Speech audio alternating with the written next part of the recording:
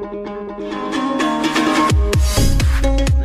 милицияда иштегенде бизде деле биздин үстүбүздө прокурор турчу эле анда, Черникина Татьяна Ивановна.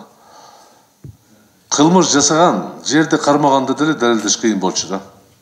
Пара берип аткан жерде колунда сүйкөп краскасы чыккан күндө деле сотто далилдеш өтө кыйын болчу.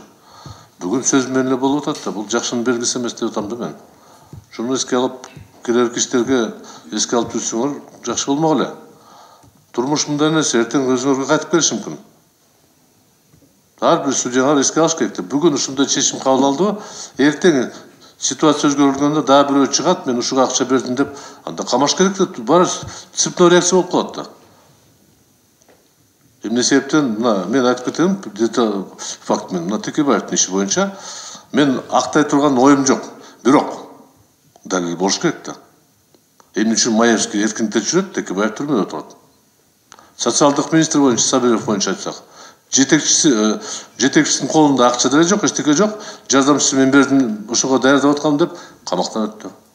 Садыр Жапаровго бирде киши көрсөтпөйт, камакта отурат. Ал чет өлкөдө жүрүп, Каптагаевди барымтага алып тур деген күнөө коюп тур, бул туура эмес да. Көчөдө жаш балдар бири-биринин башын жулуп алам дейт. Бутун сындырам деп айтат, бирок аларды камабайсыз да, туура. А башын жула баштаганда камаш керек. Общий жалпы принцип бар да.